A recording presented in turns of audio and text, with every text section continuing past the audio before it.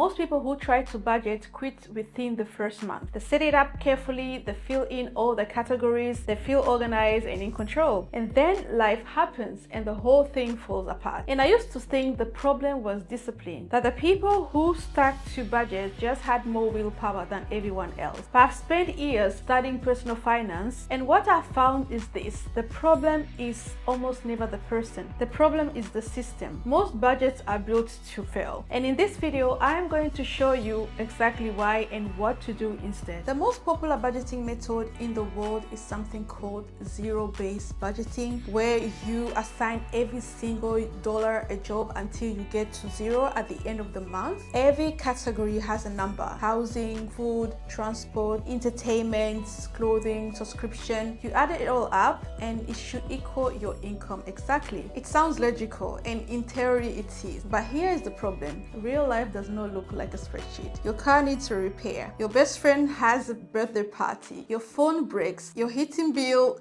spikes in January. None of those are in the categories, and so every time one of those things happens, the budget fails, and then you feel bad, you feel like you have failed, and then you give up. A study published in the Journal of Consumer Research in 2025 tracked over 1,200 people who started budgets and found that 78% had abandoned their budget within 60 days. The most common reason was no lack of motivation. It was the budget felt too rigid and did not account for irregular expenses. People were not failing at budgeting, they were failing at unrealistic system. Dave Ramsey, one of the most well-known personal finance forces in the United States, built an entire philosophy around zero-based budgeting in his book called The Total Money Makeover. And his system works for some people, particularly those with debt and very structured personalities. But it works specifically because it is a complete overhaul of behavior, not just a spreadsheet. The problem is when people take the structure without the broader system and the strict categories without the psychological rewiring, and then wonder why it falls apart when real life interrupts. So I want to introduce you to a different way of thinking about budgeting. Instead of trying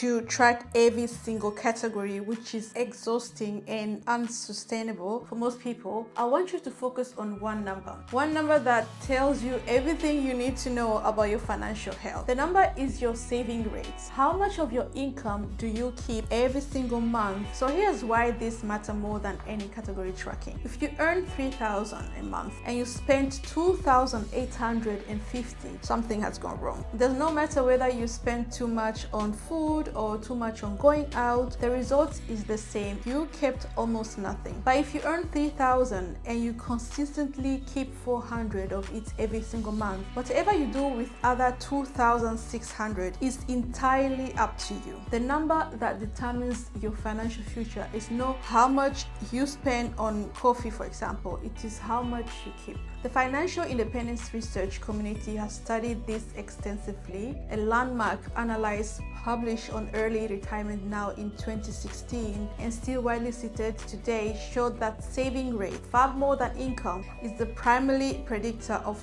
when someone can achieve financial independence. Someone earning $50,000 a year with a 30% savings rate will reach financial independence faster than someone earning $100,000 a year with a 5% saving rate. So the math is not even close. This idea connects directly to what J.L. Collins teaches in his book, A Simple Path to Wealth. Collins spent decades simplifying personal finance after writing a series of letters to his daughter about money. His core argument is this: wealth building is not complicated. You need to spend less than you earn, invest the difference, and stay out of debt. So if obsessive category tracking fails and the key number is your savings rate, what does a budget that actually works look like in practice? My personal approach is a vision of what many financial educators call the pay yourself first method, but simplified down to two decisions that you make once, automate, and then do not have to think about it again. The Decision 1, choose your saving rate. This does not need to be dramatic. Start with 10%. If your take-home income is 2,000 a month, that is 200. If it's 3,000, that is 300. Whatever the number the moment your salary arrives, that amount goes automatically to a separate account, either savings or investment, before you spend anything else. You do not see it, you do not think about it, it just goes. Decision 2, pay your fixed obligations. Rent, utilities, phone, any subscription. These are the costs that recur every month, whether you think about them or not. So set them up on direct debit so they can come out automatically on a set dates each month. Everything else, food, going out, clothing, social plans, whatever you want is yours to spend freely. So no tracking, no categories, no guilt. You have already paid yourself, you have already covered your obligations. What is left is yours to use as you choose. A 2025 study from the Financial Health Network found that people who use automated savings transfer were significantly more likely to maintain their savings habits over 12 months than people who transfer money manually. The act of deciding once and then removing the ongoing decision is what makes the difference. Ramit Seth called this the conscious spending plan in his book, I'll Teach You to Be Rich. His philosophy is almost the exact opposite of rigid category budgeting. He says, automate your savings and investments first. Cover your fixed costs and then spend the rest on things you actually care about without restriction. His point is that the goal of personal finance is not to deprive yourself. The goal is to build systems that take care of your future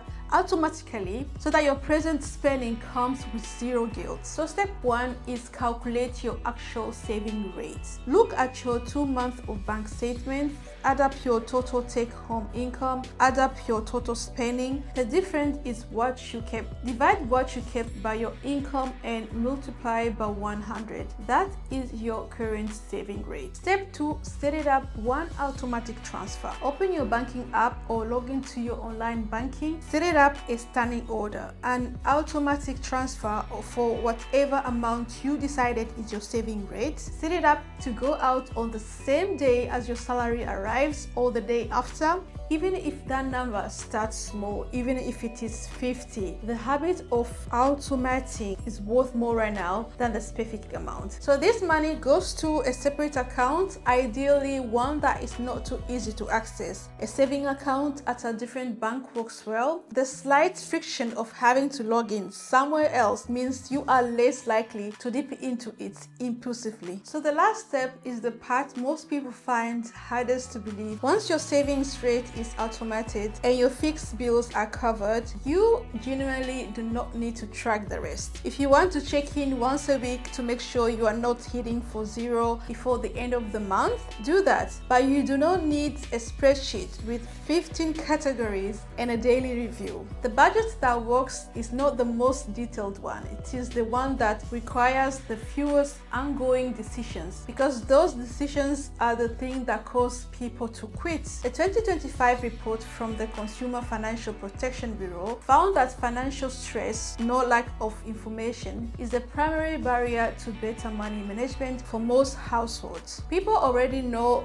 they should save more. The problem is the emotional and cognitive load of managing it. Automating your savings remove that load entirely. James Clear makes the underlying principle clear in Atomic Habits. He writes that the most reliable way to build a lasting habit is to reduce the number of decisions required to perform it. Every time you have to make a fresh decision, should I transfer money this month? How much? When? You introduce friction. Friction is where good intention go to die. Automation eliminates the friction completely. If you like this video, give this video a thumb up and subscribe to the channel if you haven't already, and I'll see you in the next one.